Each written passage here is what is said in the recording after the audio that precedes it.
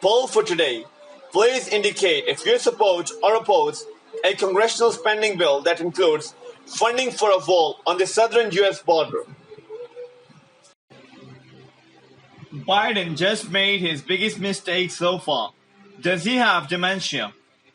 Former Vice President Joe Biden, who for some reason is leading the 2020 Democratic presidential lottery in most polls, published an op-ed in the Miami Herald on Monday in which he clearly mistook immigration policies enacted during his and President Obama's administration for POTUS Donald Trump's policies.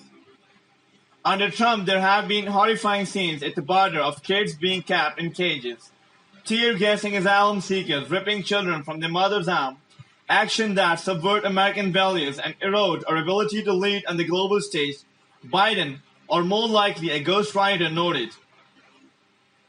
At a time when the challenges we're faced demand a united regional response, Trump repeatedly invokes racist invective to describe anyone south of the Rio Grande, including calling migrants animals.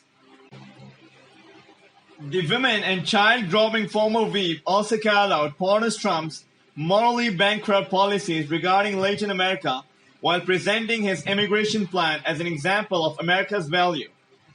Clearly, Creepy Joe is confusing his former boss, policies and events that happened during Obama's tenure with those of the current administration. For example, the kids in cage lie is a whooper, as documented by CNN at the time. Migrant kids were literally caged in 2014 when Obama-Biden still ran things. Tear gas, yes, that was Obama as well. In fact, the administration used tear gas against immigrants 1 to 6 times. Oops, Joe. Trump is separating families. No, actually, President Trump ended that practice. Obama used it, though, and a lot. And while it may not have been Obama's policy to begin with, as the Washington establishment press loves to remind everyone, the same media refuses to challenge Biden over this outright lie. Did POTUS Trump really call all migrants from Latin America animals? Hardly. The president reserved that very appropriate term for the wild murders and rapists of the international gang MS-13, but the New York Times and the rest of the discredited establishment media concorded the lie and then perpetuated again and again. Biden wasn't challenged all over and isn't going to be the mainstream press.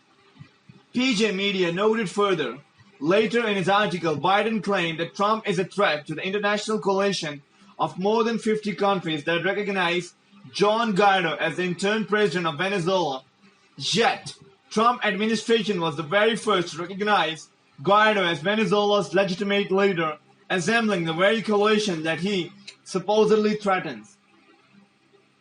Worse, Biden gladly meet with Venezuelan dictators Nicolas Maduro of 4 years ago. The Obama administration blocked sanctions against Maduro's government. Joe Biden. It's clear Trump is only interested in using his policies to assault the dignity of the Hispanic community and scare voters to turn out on election day, while not addressing the real changes facing our hemisphere. Read my full op-ed here. Biden, or Latin American policies are morally bankrupt. Trump war room. Joe Biden talks a big game now, but was all smile with Venezuelan dictator Nicolas Maduro just 4 years ago.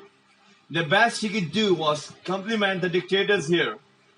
Meanwhile, the Obama administration blocked sanctions against Maduro. Because Democrats love authoritarian and dictators, another lie they assigned to POTUS Trump. Biden predictably also laid into Trump wall on the southern border with Mexico. Walls won't stop the flow of illegal narcotics or human trafficking, both of which come primarily through legal ports of entry, nor will it stop asylum seekers fleeing the most desperate condition imaginable and who have the right to have their cases heard. But in 2006, Biden, then a U.S. Senator and a poster boy for term limits, supported border fence because people are driving across the border with tons, hear me, tons of everything from byproducts of a methamphetamine to cocaine to heroin. It's all coming up through corrupt Mexico. Trump war room. Biden, I believe the fence is needed because People are driving across that border with tons, hear me, tons of everything from byproducts to cocaine to heroin, and it's all coming up through corrupt Mexico.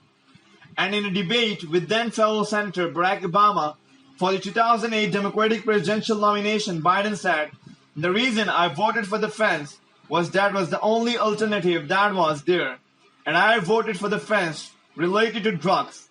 You can't, a fence will stop 20 kilos of cocaine coming throughout the fence. I will not stop climbing over it, around it. Well, maybe fences won't, but walls will."